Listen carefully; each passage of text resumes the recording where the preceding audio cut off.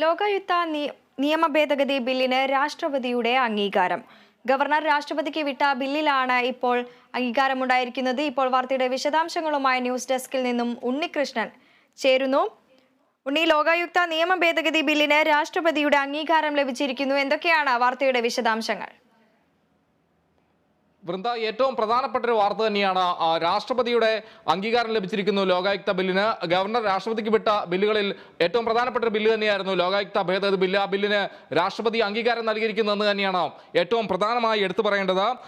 Governor സർക്കാർ പോര് രൂക്ഷമായി ഒരു ഭിന്നത തുടരുന്ന ഒരു സാഹചര്യത്തിൽ തന്നെയാണ് ഇതിന് അംഗീകാരം ലഭിച്ചിരിക്കുന്നത് എന്നതും ശ്രദ്ധേയമായ ഒരു കാര്യമാണ്. സർക്കാരിനെ സംബന്ധിച്ച് വലിയൊരു നേട്ടം തന്നെയാണ് എന്നും കൂടി പറയേണ്ടിയിരിക്കുന്നു. ഇതോടെ ഈ ലോകായുക്തയ്ക്ക് ബില്ല് വരുന്നതോടെ ലോകായുക്തയുടെ നിലവിലുള്ള അധികാരം കുറയുന്നൊരു സാഹചര്യം ഉണ്ടാവും. എന്തായാലും ഗവർണർ ആരിഫ് മുഹമ്മദ് ഖാൻ ഈ ബില്ല്, അതായത് സർക്കാർ പാസാക്കിയ ബില്ല്, അത് അനുമതി നൽകാതെ രാഷ്ട്രപതിക്ക് വിടുന്ന ഒരു സാഹചര്യമാണ് ഉണ്ടായിരുന്നത്. ഗവർണർ രാഷ്ട്രപതിയുടെ പരിഗണനയ്ക്കുള്ള ബില്ലിനാണ് ഇപ്പോൾ പ്രധാനമായും അനുമതി ലഭിച്ചിരിക്കുന്നത്. സർക്കാരിനെ സംബന്ധിച്ച് വലിയൊരു നേട്ടം തന്നെയാണെന്ന് പറയേണ്ടിയിരിക്കുന്നു. ഇതോടെ ഈ ലോകായുക്തയുടെ അധികാരം കുറയുന്നൊരു സാഹചര്യമാണ് ഉണ്ടാവുന്നത്. ഇനി ഈ ബില്ലിന് അംഗീകാരം ലഭിക്കുന്നതോടെ കുറ്റക്കാരനെന്ന് വിധിച്ചാലും ഇനി പൊതുപ്രവർത്തകന് തൽസ്ഥാനത്ത് തുടരാൻ കഴിയും എന്നതാണ് ഏറ്റവും പ്രധാനപ്പെട്ട ഒരു കാര്യം. കൂടാതെ ലോകായുക്തയുടെ അധികാരം കുറയ്ക്കുന്നതാണ് ബില്ലെന്ന ഒരു ആരോപണമെല്ലാം തന്നെ ഈ ബില്ലിനെ കുറിച്ച് നേരത്തെ നിയമസഭയിൽ അടക്കം വന്നൊരു സാഹചര്യത്തിൽ ഉണ്ടായിരുന്നു. ആ രീതിയിൽ എന്തായാലും 7 ബില്ലുകൾ 2023 നവംബറിലാണ് ഗവർണർ ആരിഫ് മുഹമ്മദ് ഖാൻ രാഷ്ട്രപതിയുടെ പരിഗണനയ്ക്ക് വിട്ടത്. അതിൽ ഏറ്റവും പ്രധാനപ്പെട്ട ഒരു ബില്ലാണ് ലോകായുക്ത ഭേദഗതി ബില്ല്. ആ ബില്ലിനാണ് രാഷ്ട്രപതി അംഗീകാരം നൽകിയിരിക്കുന്നത്. ഈ ബില്ല് നോക്കുകയാണെങ്കിൽ അഴിമതി ആരോപണം തെളിഞ്ഞാൽ പൊതുപ്രവർത്തകർക്ക് അധികാരസ്ഥാനത്ത് തുടരാൻ യോഗ്യതയില്ലെന്ന് ലോകായുക്തയ്ക്ക് വിധിക്കാൻ കഴിയുമായിരുന്നു. ലോകായുക്തയുടെ അധികാര പരിധിയിൽപ്പെടുന്ന ഒരു കാര്യമായിരുന്നു അത്.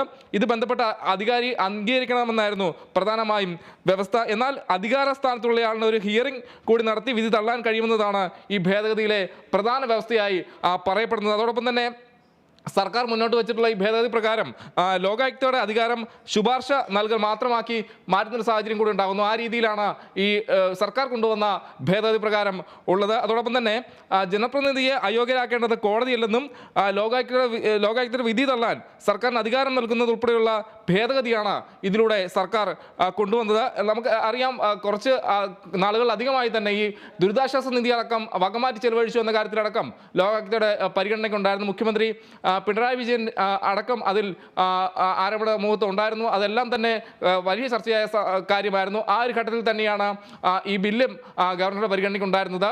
എന്തായാലും വലിയ വിമർശനങ്ങൾ അല്ലെങ്കിൽ വലിയ ആരോപണങ്ങളെല്ലാം തന്നെ ഈ ബില്ലുമായി ബന്ധപ്പെട്ട് വലിയ ചർച്ചകളെല്ലാം തന്നെ ഉണ്ടായിരുന്ന സാഹചര്യമായിരുന്നു. എന്നാൽ ആ ബില്ലിന് രാഷ്ട്രപതിക്ക് അയച്ച ബില്ലിനാണ് ഇപ്പോൾ ഗവർണർ രാഷ്ട്രപതിക്ക് അയച്ച ബില്ലിനാണ് രാഷ്ട്രപതിയുടെ അംഗീകാരം ലഭിച്ചിരിക്കുന്നത്. ഗവർണറെ സംബന്ധിച്ച് വലിയ ഒരു തിരിച്ചടിയാണെന്ന് പറയേണ്ടിയിരിക്കുന്നു.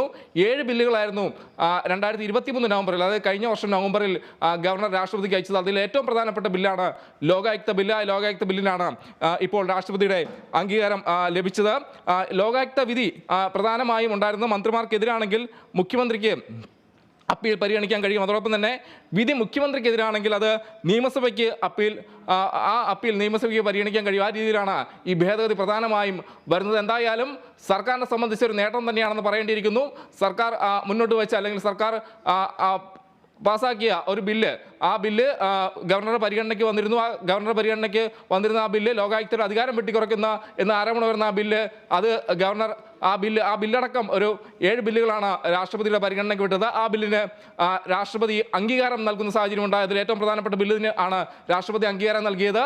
എന്തായാലും കേരള സർക്കാരിൻ്റെ ലോകായുക്ത ഭേദഗതി ബില്ലിന് ഗവർണർ രാഷ്ട്രപതിക്ക് വിട്ട ലോകായുക്ത ഭേദഗതി ബില്ലിന് ഇപ്പോൾ രാഷ്ട്രപതി അംഗീകാരം നൽകിയിരിക്കുകയാണ്. വൃന്ദ, വ്യക്തമാണ്. ലോകായുക്ത നിയമ ഭേദഗതി ബില്ലിന് രാഷ്ട്രപതിയുടെ അംഗീകാരം.